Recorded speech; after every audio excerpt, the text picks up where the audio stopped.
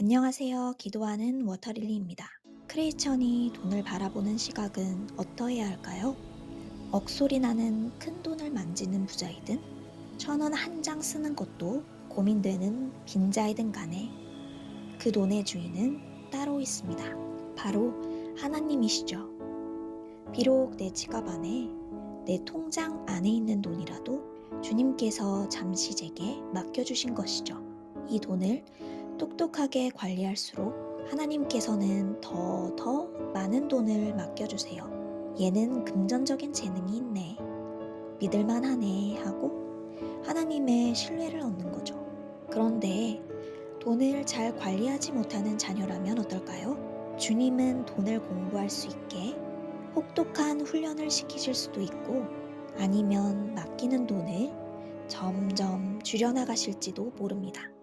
크리스천의 돈 관리, 재정 문제의 핵심은 지금 내가 가진 돈이 내 것이 아니라는 걸 진정으로 깨닫고 받아들이는 것부터 시작이에요.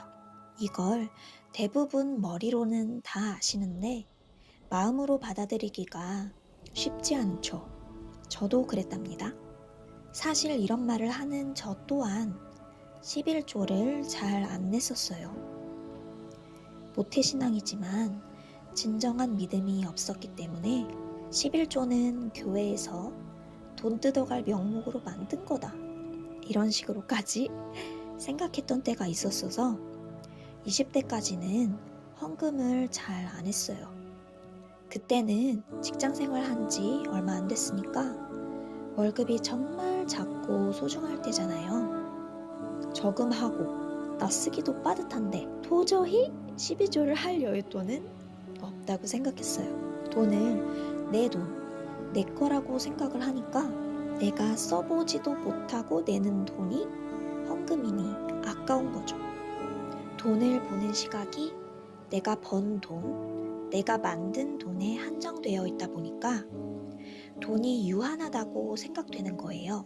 돈을 유한하다고 여기게 되면요. 돈은 쓰면 그만큼 없어지는 게 돼요. 통장을 스쳐가는 게 월급 아니었나요? 이런 말은 크리스천이 하는 말이 되어선 안 됩니다. 돈을 쓰면 사라지는 것으로 생각하면 돈에 더 집착하게 돼요.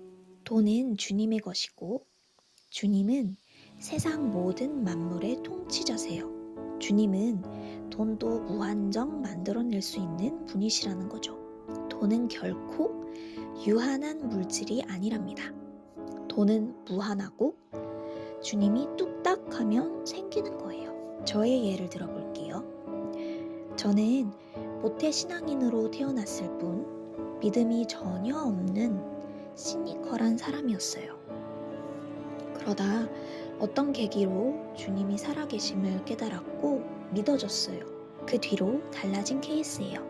그때부터 헌금이랑 후원을 열심히 한 편인데요. 제가 직장인으로 따박따박 월급을 받을 때 계좌이체로 후원을 시작했어요. 그러다 임신을 하면서 몸이 안 좋아져서 갑자기 무급휴직을 하게 됐어요. 그러니까 걱정이 되잖아요.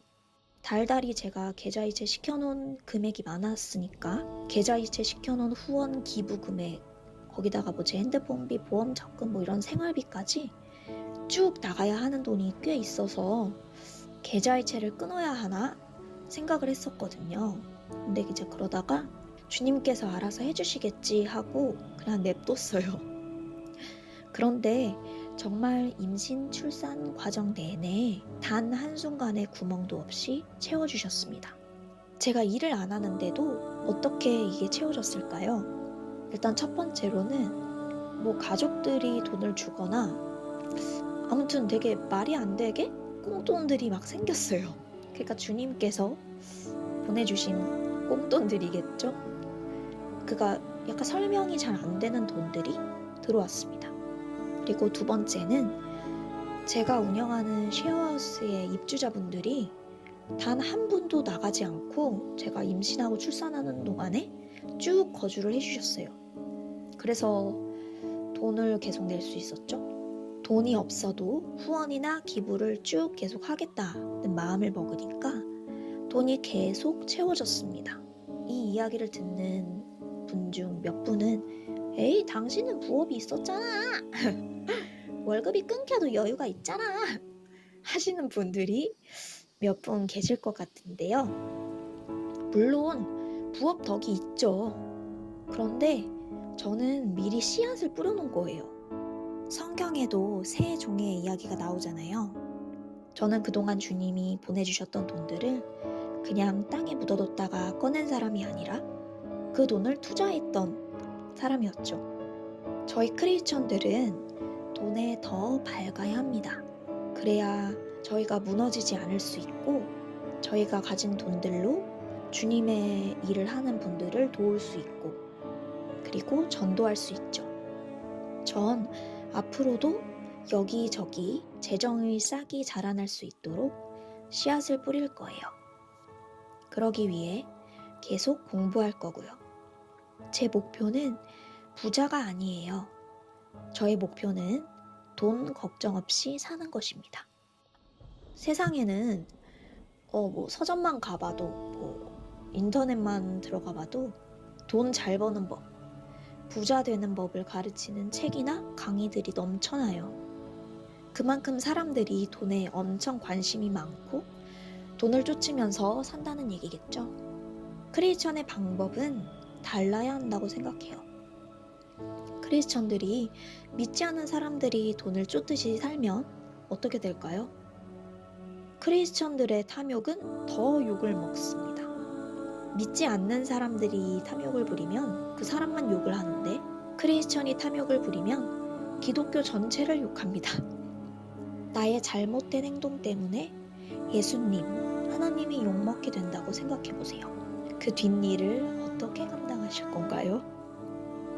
전 크리스천답게 주님이 가르치신 대로 따라할 때 어떤 변화가 일어나는지 저의 경우를 두고 경제적 실험을 해보려고 해요. 이윤 추구를 최고로 두기보다 제가 더 부지런히 움직이고 내 것을 늘리는 저축의 열성을 보이기보다 그 돈을 투자를 하고 나누면서 흘려보내는 연습을 할 거예요. 내가 번 돈이 다른 이의 성장 동력이 되게끔 돈을 계속 좋은 곳으로 흐르게 하는 실험을 해보려고 합니다. 지금 30대 중반인데 50대쯤 어떻게 되어 있을지 이 유튜브에 그 궤적이 고스란히 담기겠네요. 앞으로 제가 크리스천다운 돈 공부를 하는 그 과정들을 이 유튜브에 소상히 공개할 예정입니다.